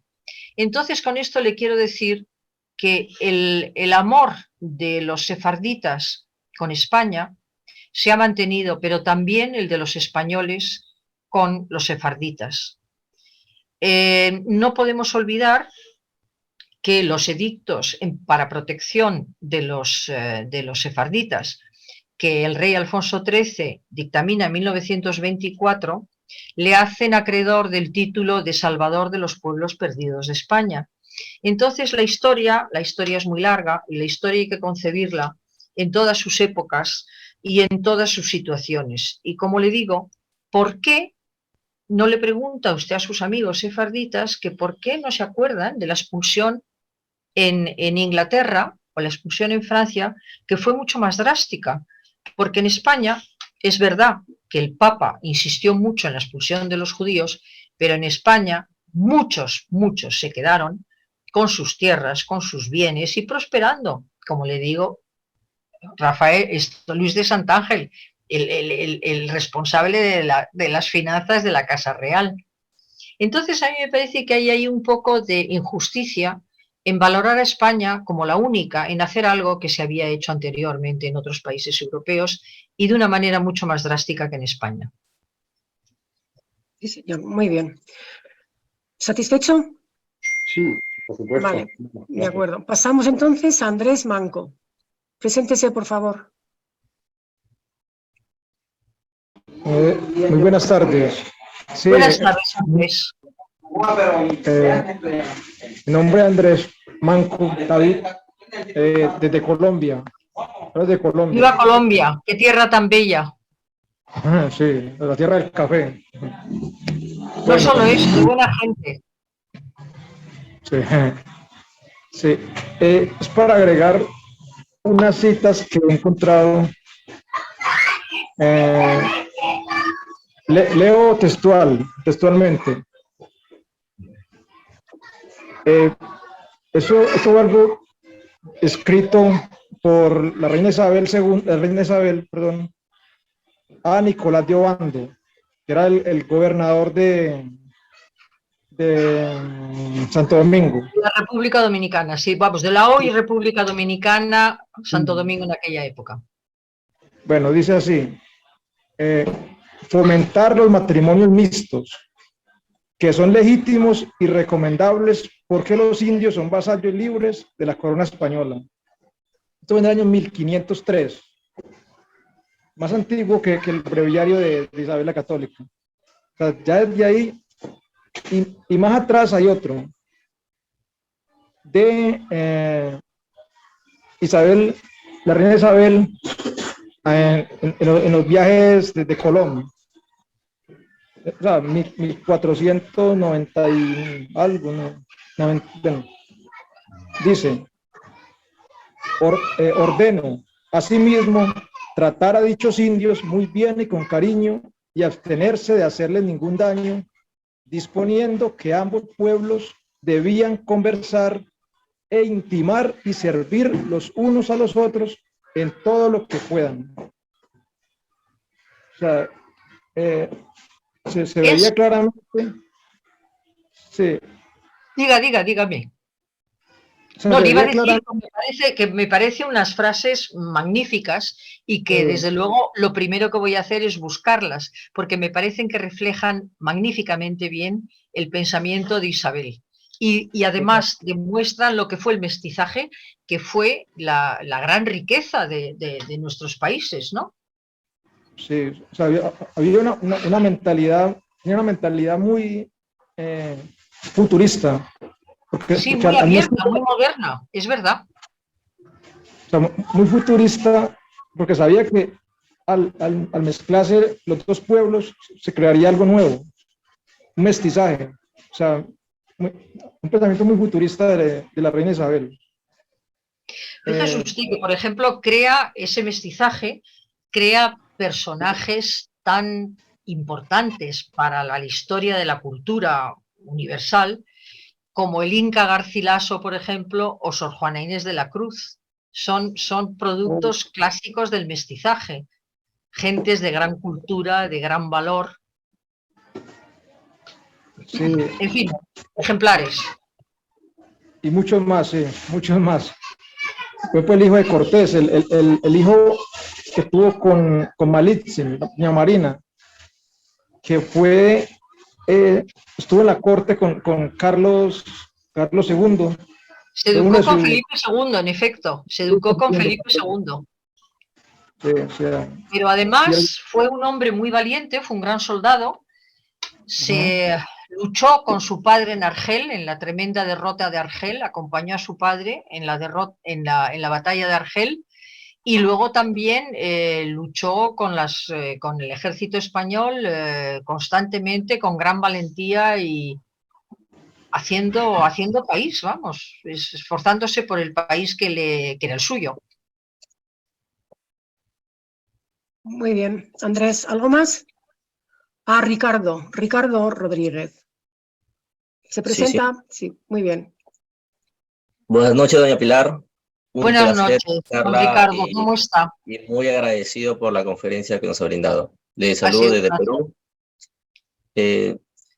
Mi pregunta va sobre el proceso de canonización de la reina Isabel la Católica. No hay mejor milagro en esta humanidad que haber evangelizado muchas almas indias y a transmitirlas a lo que es el catolicismo, la cristiandad. Me encantó otra vez su conferencia y espero que se vuelva a repetir. Muchas gracias. Bueno, estoy completamente de acuerdo con lo que ha dicho. La Iglesia tiene una grande deuda de gratitud con Isabel la Católica, con la evangelización.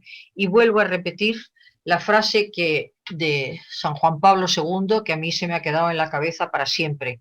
Gracias a la labor evangelizadora de España, las 2/3 partes de la Iglesia rezan y hablan a Dios en español. Totalmente de acuerdo con usted. Muchas gracias. Ángel. Te toca, Ángel. Sí, muchísimas gracias, Marta, y por supuesto, Pilar, ha sido una magnífica conferencia. Yo creo que todos lo hemos disfrutado mucho, porque aparte es un cartel inmejorable, ¿no? La reina Isabel, y yo creo que tú has sabido transmitir su forma de ser, su forma de actuar y también su legado, ¿no? Mi pregunta es, dentro de ese legado, ¿qué destacarías por encima de todo? ¿Qué destacarías del legado, de lo que nos queda hoy en día, por encima de todo? Los 500 millones de personas que hablan español, las personas que son católicas, los millones de personas que son católicas, las 33 ciudades patrimonio de la humanidad, sus leyes que fomentaron el mestizaje, la protección de los autóctonos, que, bueno, son muchas, pero dentro de todas esas, ¿tú con cuál te quedarías? Pues me sería muy difícil escoger, francamente, porque encuentro que el mestizaje es una obra hecha por todos, en común, como es lógico, y que ha significado un enriquecimiento enorme de nuestros países. Ahí está, lo que decía yo antes, la literatura, la pintura, la arquitectura, las ciudades, ahí está. Ha sido una riqueza excepcional. 11 premios Nobel de literatura, nada menos, en fin, ¿para qué vamos a repetir lo que ya he dicho? El mestizaje fue importantísimo.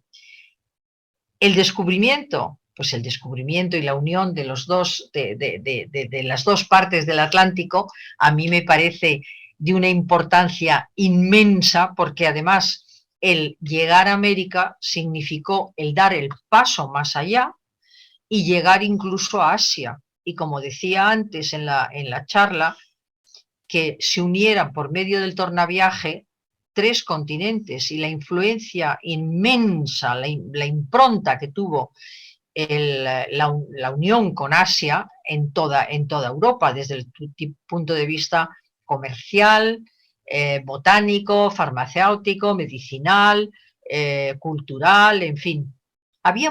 Había grandes pintoras en Europa, como Rachel Rouiche y Sibylla Merian, que se dedicaban solo a pintar los insectos y la flora que venía de América.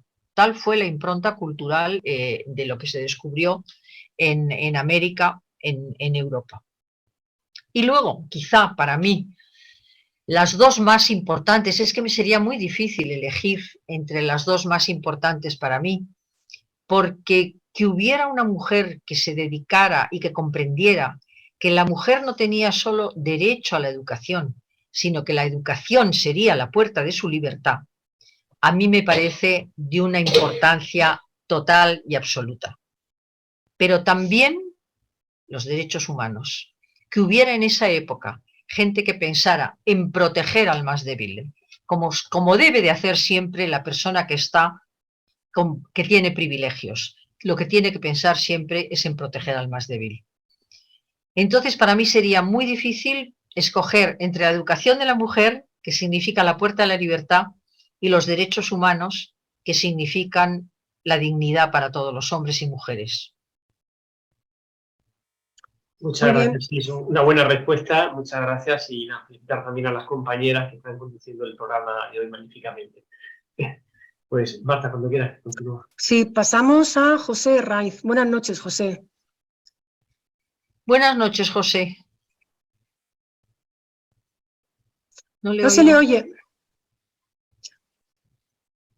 Hola. Ahora sí, no tenía. Ahora sí. Buenas noches, buenos días a los hermanos americanos.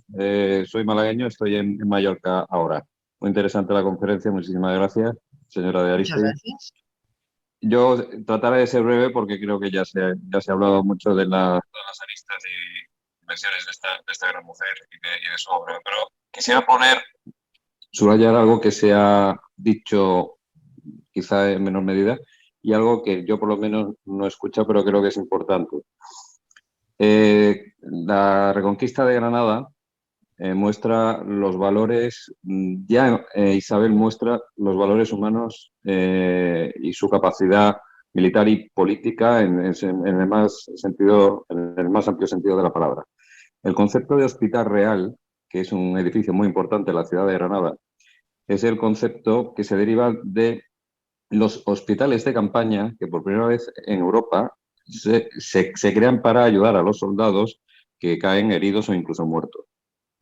Y es un concepto que introduce la reina cuando gestiona la campaña militar en un principio desde Córdoba y después va a Málaga y por distintas zonas de Granada hasta que reconquista la capital. Y eso es un dato muy importante y otro ejemplo más de la grandeza de la reina. Antes se ha hablado, no sé quién ha sido, se ha hablado de cómo integraba a guipuzcoanos, vizcaínos, gallegos y también cruzados ingleses y escoceses. Hay unas historias preciosas en la Reconquista de Loja que merecen, si tuviéramos a Hollywood aquí, hubiera hecho ya grandísimas películas, ¿no? Que son historias de cruzados, porque realmente era una cruzada. Y bueno, se pueden poner más ejemplos de lo de Granada, pero no quiero quitar demasiado tiempo. Y el otro ejemplo que creo que no se ha dicho es la importancia de Canarias como pilar del puente, como primer pilar del puente para el descubrimiento y la conquista de América. Quizás, seguramente sin saberlo, la conquista del archipiélago canario fue una experiencia, en mi opinión, que iba a dar saber hacer para lo que después sería la conquista de América. Hay muchísimos elementos en la conquista de cada una de las islas, bien por alianzas con las distintas partes de los nativos, bien como alianzas de unos contra otros, pactos, etcétera. Hay conquistas pacíficas, conquistas muy violentas, como es la de Tenerife, que es la última, y cómo se va articulando todo el aparato administrativo del archipiélago, que después, sin llegar a ser virreinato, porque era corona de Castilla o reino de Castilla, estrictamente hablando, cómo se articula una administración que va creciendo en paralelo a lo que va ocurriendo luego en América. Dicho de otra forma, y por decirlo en una frase, se podría decir, que lo digo con toda la humildad del mundo, que Castilla aprendió en Canarias.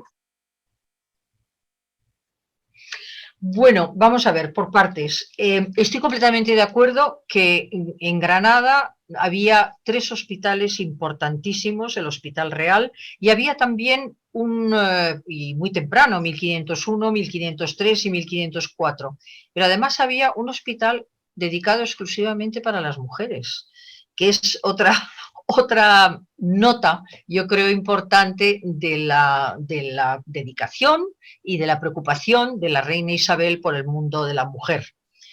Y luego también quería decirle que sí, que yo sí he mencionado, quizá brevemente o demasiado deprisa, que Isabel concierta con la duquesa de Braganza en Alcasovas el primer tratado de las damas por el cual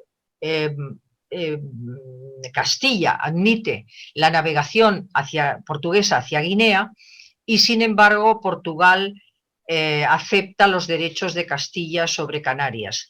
Y también he señalado, pero quizá demasiado brevemente, si me he preguntado a mí misma si con ese tratado de Alcasovas, Paz de las Damas, el primer tratado de las damas, Isabel estaba ya preparando en efecto una parada, un lugar que fuera accesible para otras exploraciones más lejanas y más importantes. Muy bien. Pues César Hernández, si se presenta, nos dice desde dónde nos habla. Buenas noches. ¿Qué tal? Buenas noches para ustedes. Buenas tardes para acá. César Hernández de México. Desde México. ¿De qué parte de México? La ciudad de Toluca. Estamos a 60 kilómetros de la Ciudad de México. Sí, la conozco. Aquí.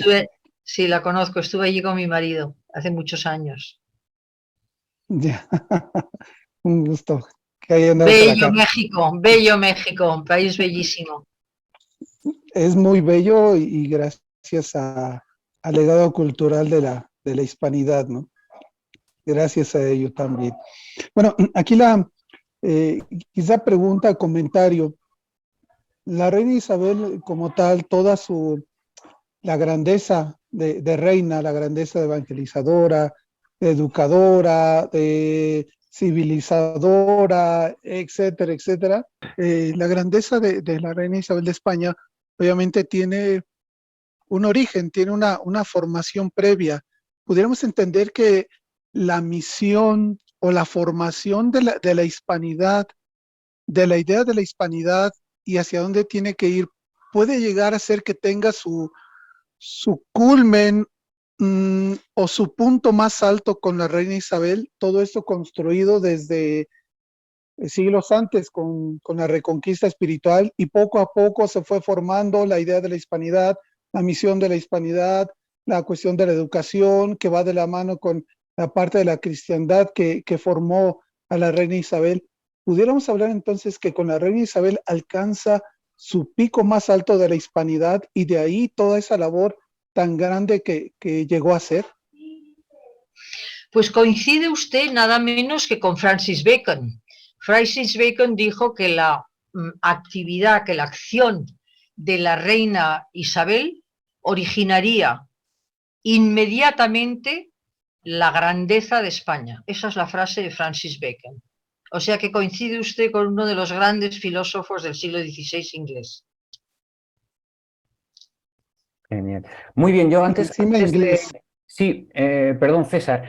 Bueno, son las 12 y 18 minutos de la noche. Yo no sé si Pilar está cansada. ¿Hay alguien más que tiene intención de preguntar? No, yo no estoy cansada, pero... Tenemos una pregunta pendiente. Los santos que tengo detrás, que me han ayudado, deben estar cansadísimos. Y por ellos estoy yo preocupada. Yo no estoy nada cansada, pero por ellos sí estoy preocupada. Bien, en cualquier caso creo que hay dos personas todavía en el turno de preguntas y, en fin, ya nos dirás cuando terminen de formular sus preguntas si quieres que continuemos.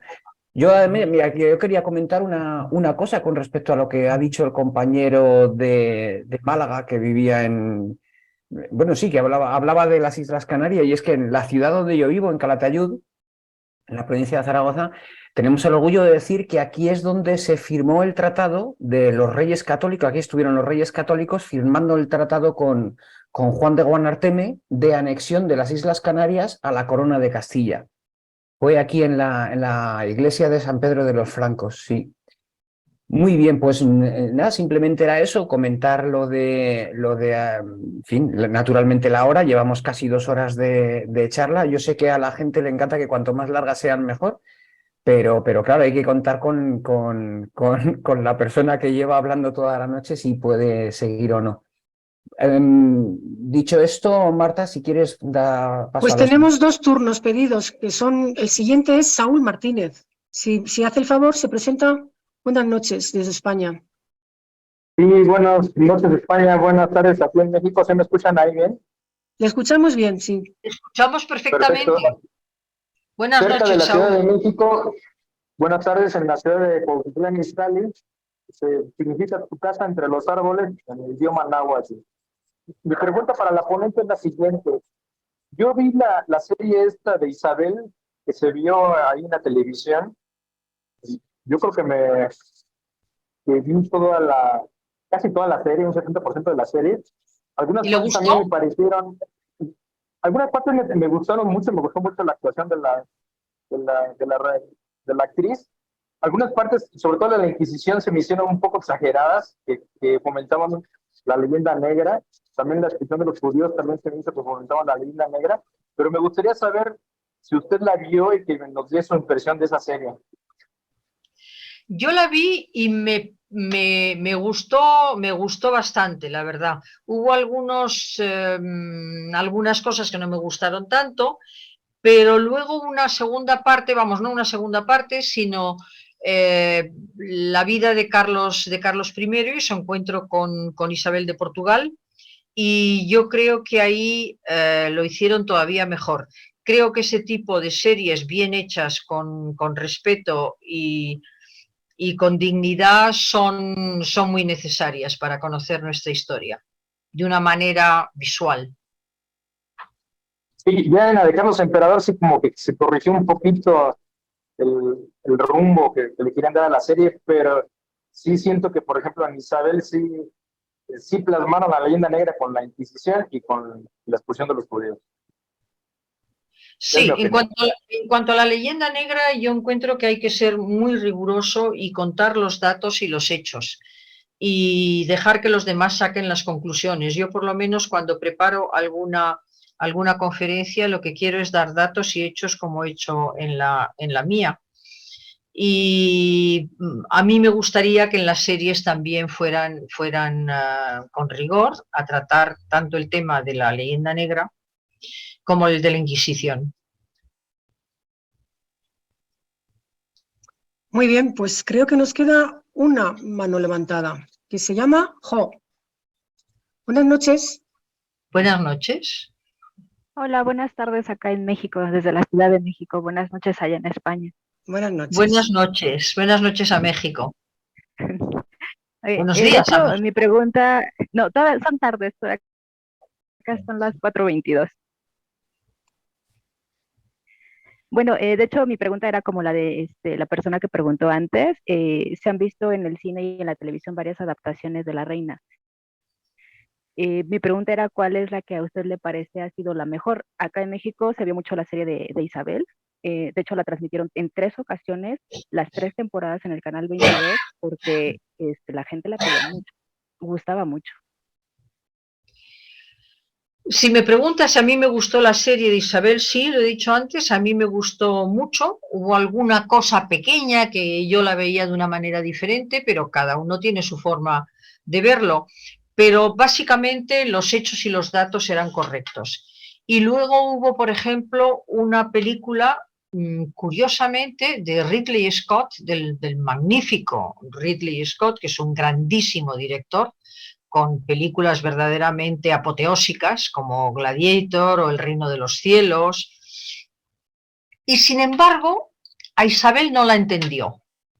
No es fácil comprender a una mujer que ha sido tan poliédrica, una mujer que ha tenido tantas facetas, una mujer que ha hecho tanto, es muy difícil representarla en una película de 2 horas.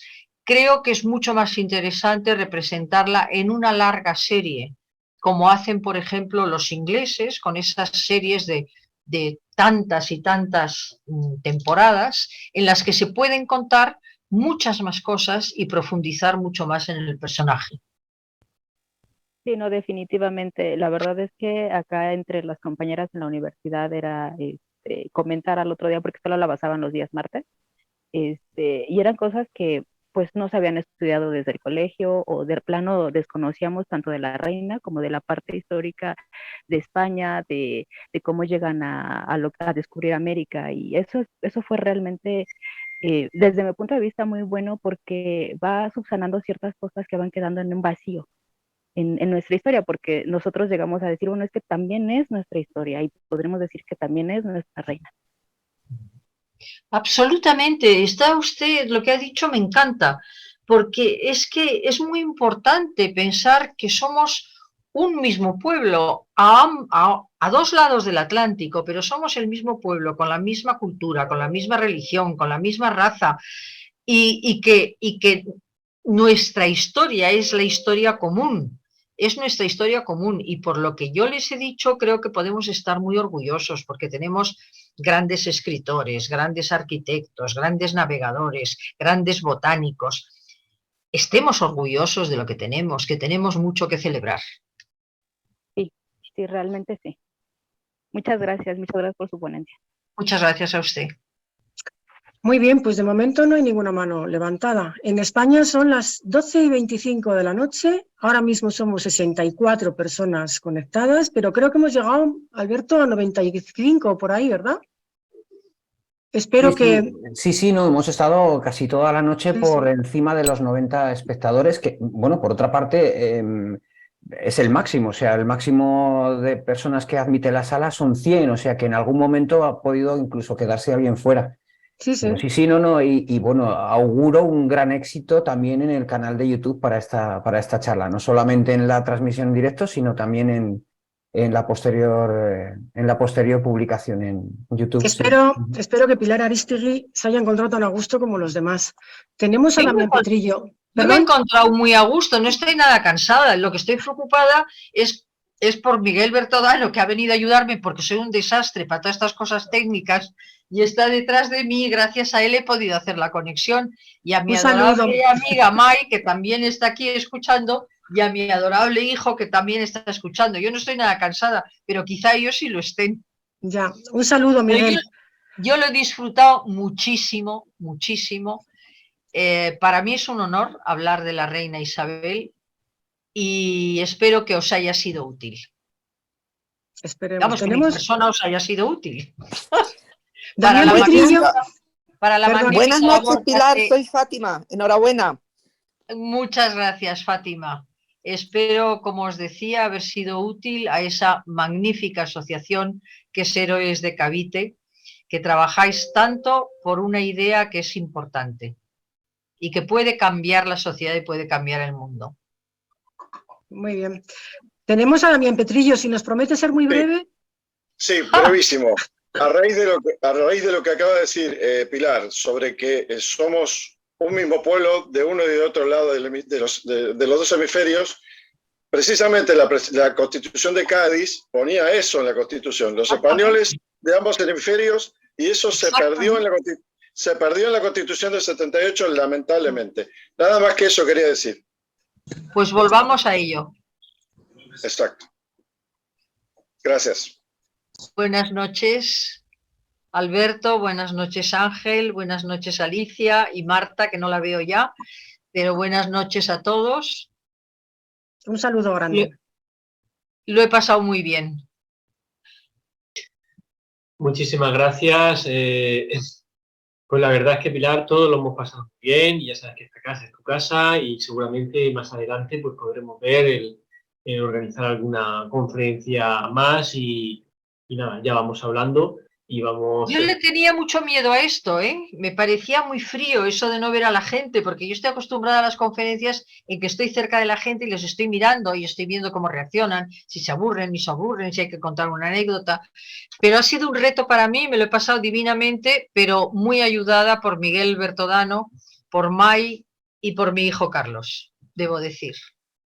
Muchas gracias a todos y también, por supuesto, también a Marta, Alicia y a Gemma, que son las que han conducido hoy magníficamente la ponencia. Pues, Gracias, Pilar, Marta. nos vemos en otra ocasión y ya seguimos hablando en beneficio de la calidad. Muchas gracias. Con mucho gusto. Un abrazo a todos.